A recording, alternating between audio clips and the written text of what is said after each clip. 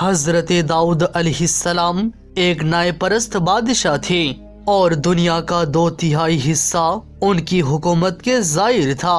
اللہ تعالیٰ نے حضرت داؤد علیہ السلام کو بہت ہی عجیب و غریب قوتیں، بے شمار مال و دولت اور ایک مدھر آواز عطا فرمائی تھی۔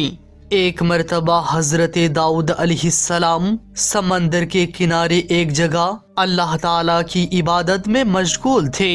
جب آپ اپنی مدھر آواز میں زبور کتاب کی تلاوت کرتے تو سمندر کے جانور، جنگل کے درخت، پہاڑ اور وہاں کے لوگ آ کر ان کی تلاوت سے متاثر ہوتے۔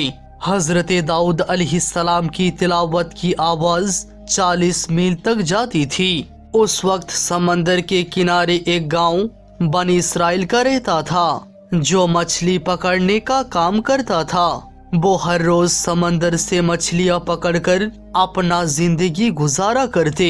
ایک دن حضرت داؤد علیہ السلام اپنی عبادت خانے میں بیٹھے تھے، تب اللہ رب العالمین نے ایک غائبی آواز کے ذریعے انہیں ایک حکم دیا، اے داؤد، اپنی قوم کو بتا دو کہ وہ شنیوار کے دن تجارت اور کاروبار بند کر دیں اور صرف اللہ تعالیٰ کی عبادت کریں اور مچھلی پکڑنے سے گریز کرے، کیونکہ میں نے اس دن کو تمہارے لیے جمعہ کا دن یعنی عبادت کا دن قرار دیا ہے۔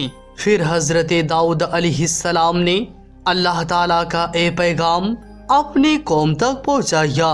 اللہ رب العالمین کے اے حکم پانے کے بعد حضرت داؤد علیہ السلام نے بنی اسرائیل کو بلا کر کہا، اے میرے بنی اسرائیل کے رہنے والوں، تم لوگ شنیوار کے دن اللہ کی عبادت کرو اور ہر قسم کی تجارت اور مچھلی شکار سے باز رہو، اللہ سے ڈرو اور اس کے حکم کی پیروی کرو تو اے تمہارے لیے بہترین ہوگا۔ اے بات کہہ کر حضرت داؤد علیہ السلام وہاں سے چلے گئے۔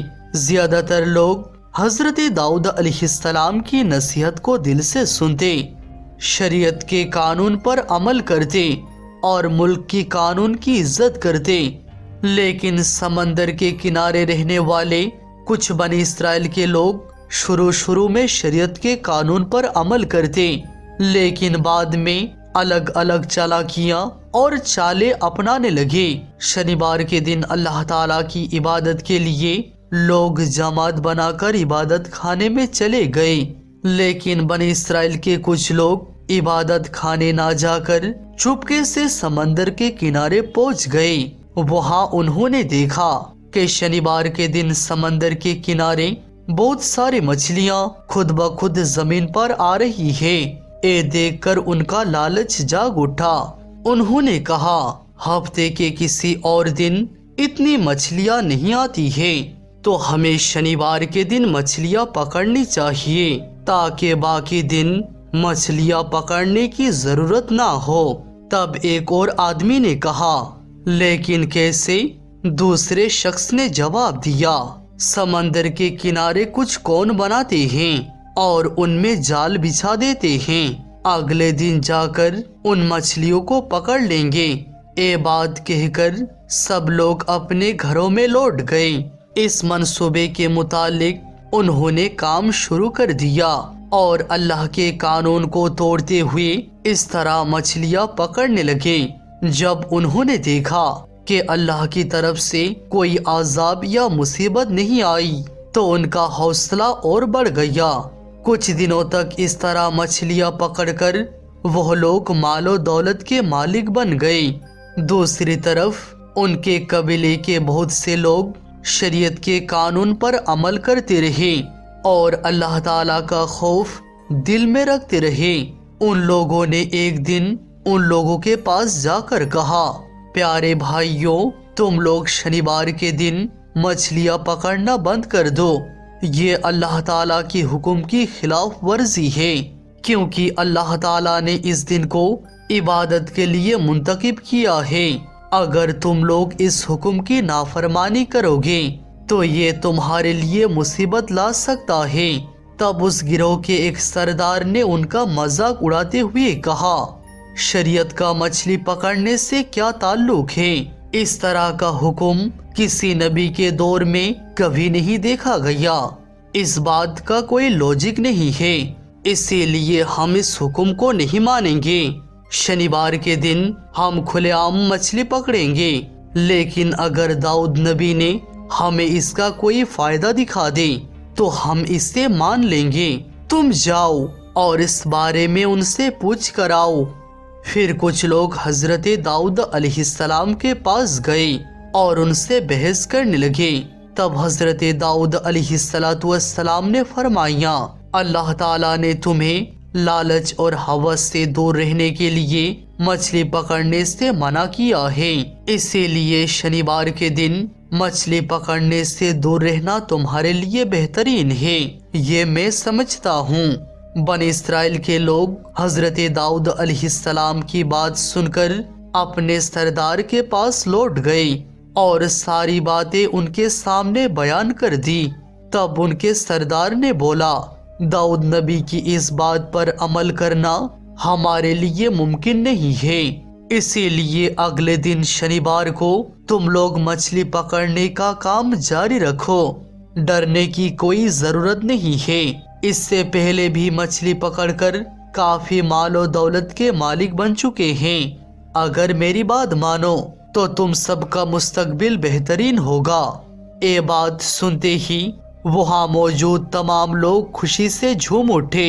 شنیوار کے دن صبح صرف کچھ مچھواروں نے اللہ تعالیٰ کی عبادت کرنے کے لیے حضرت داؤد علیہ السلام کے پاس حاضری دی، جبکہ زیادہ تر مچھواروں نے داؤد علیہ السلام کی بات کو نظر انداز کیا اور صبح صبح سمندر کے پاس مچھلی پکڑنے چلے گئے۔ پورا دن خوشی خوشی مچھلیاں پکڑتے رہے، انہیں بیچ کر کافی پیسہ کمایا اور رات کے وقت ایک ایک کر کے اپنے گھر میں لوٹ آئے۔ اگلی صبح جب کچھ لوگ عبادت کے لیے جا رہے تھے تو انہوں نے دیکھا کہ پورا علاقہ بالکل خاموش اور سنا سنا ہے۔ یہ دیکھ کر ایک شخص نے دور سے پوچھا، بھائی بتاؤ آج اتنی خاموشی کیوں ہے؟ کیا آج وہ لوگ مچھلیاں پکڑنے نہیں جا رہے؟ دوسرے شخص نے جواب دیا، مجھے بھی سمجھ میں نہیں آ رہا، ہر دن تو مچھلیاں پکڑنے کے لیے شور مچاتے ہیں، آج اتنی خاموشی عجیب لگ رہی ہے، چلو وہاں چل کر دیکھتے ہیں۔ یہ کہہ کر وہ لوگ قریبی گھر کے اندر چلے گئے۔ جب انہوں نے وہاں جو دیکھا تو ان کے سانس اٹک گیا۔ انہوں نے دیکھا کہ ایک گروہ بڑے بڑے بندر زمین پر گھوم رہے ہیں۔ جب ان بندروں نے ان لوگوں کو دیکھا تو وہ ان کے پاس آ کر زور زور سے چلانے اور رونے لگے۔ اسی وقت کچھ عورتیں وہاں آئی اور بولا، کل منع کرنے کے باوجود یہ لوگ لالچ اور ہوس میں مچھلی پکڑنے چلے گئے تھے۔ اللہ سبحانہ و تعالیٰ نے شنیوار کے دن مچھلی پکڑنے سے روکا تھا، لیکن انہوں نے نہ اللہ کا حکم مانا اور نہ ہی نبی کی بات سنی، اسی وجہ سے اللہ تعالیٰ نے ان سب کو بندر بنا دیا۔ پھر ان لوگوں نے کہا، اگر آپ حضرت داؤد علیہ السلام کے پاس جا کر ان کے لیے معافی کی دعا کریں تو شاید انہیں زندگی واپس مل جائے گی۔ تب ان لوگوں نے جواب دیا، ہم وقت رہتے اس بات پر دھیان نہیں دیا، اب ہم کچھ نہیں کر سکتے۔ پھر بھی ہم حضرت داؤد علیہ السلام کے پاس جا کر اس بات کو بیان کریں گے۔ اسی بات پر کچھ لوگ حضرت داؤد علیہ السلام کے پاس ان مچھواروں کے لیے سفارش کرنے کے لیے گئے اور ان سے کہا کہ انہیں معاف کر دو اور انسانی شکل میں واپس کر دو۔ تب حضرت داؤد علیہ السلام نے فرمایا کہ معاف کرنے کا مالک صرف اللہ ہے، اللہ تعالیٰ اگر معاف کرنا چاہے تو کر سکتا ہے۔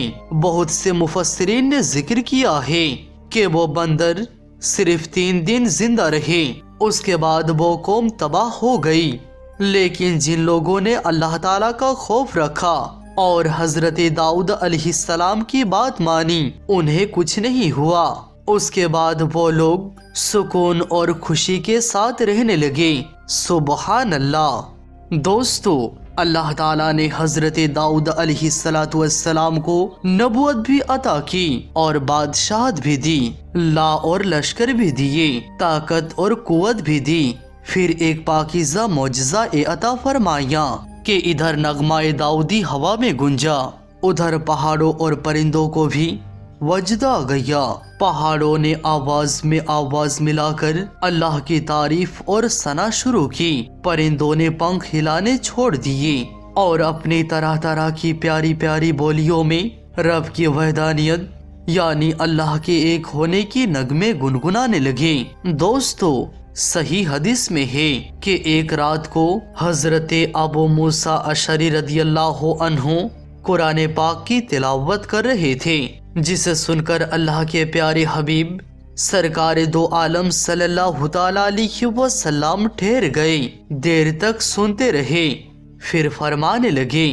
انہیں نغمہ داؤدی حضرت داؤد علیہ السلام کی عمدہ آواز کا کچھ حصہ مل گیا ہے۔ دوستو، ابن عساکر میں ہے کہ حضرت داؤد علیہ السلام بھیس بدل کر نکلا کرتے تھے اور رعایا کے لوگوں سے مل کر ان سے اور باہر سے آنے جانے والوں سے معلوم فرماتے کہ داؤد کیسا آدمی ہے، لیکن ہر شخص کو تعریف کرتا ہوا ہی پاتے، کسی سے کوئی بات اپنے بارے میں سدھار کے قابل نہ سنتے۔ ایک مرتبہ اللہ تعالیٰ نے ایک فرشتے کو انسانی شکل میں نازل فرمایا۔ حضرت داؤد علیہ السلام نے جب ان کی ملاقات ہوئی تو جیسے اوروں سے پوچھتے تھے ان سے بھی یہی سوال کیا۔ انہوں نے کہا، داؤد ہے تو اچھا آدمی، اگر ایک کمی اس میں نہ ہوتی تو کامل بن جاتا۔ اپنے بڑی دھیان اور دلچسپی سے پوچھا، وہ کیا؟ تو وہ انسان نما فرشتہ فرمانے لگے کہ وہ اپنا بوجھ بیت المال یعنی سرکاری خزانے پر ڈالے ہوئے ہے، خود بھی اس میں سے لیتا ہے اور اپنے گھر والوں اور بال بچوں کو اسی میں سے کھلاتا ہے۔ حضرت داؤد علیہ السلام کی دل میں یہ بات بیٹھ گئی کہ یہ شخص ٹھیک کہتا ہے۔ اسی وقت اللہ تعالیٰ کی بارگاہ کی طرف جھک پڑے اور رو کر فریاد کے ساتھ دعا کرنے لگے، یا اللہ، مجھے کوئی کام سکھا دے جس سے میرے پیٹ بھر جایا کرے، کوئی ہنر اور کاریگری مجھے بتا دے جس سے میں اتنا حاصل کر لیا کروں کہ وہ میرے اور میرے بال بچوں کے لیے کافی ہو جائے۔ تب اللہ تعالیٰ نے انہیں زرہ بنانا سکھائی اور اپنی رحمت سے لوہے کو ان کے لیے بالکل نرم کر دیا، نہ انہیں لوہے کو بھٹی میں ڈالنے کی ضرورت ہوتی، نہ ہتھوڑے مارنے کی حاجت۔ لوہا ہاتھ میں آتے ہی ایسا ہو جاتا تھا جیسے کہ نرم اور نازک ریشم۔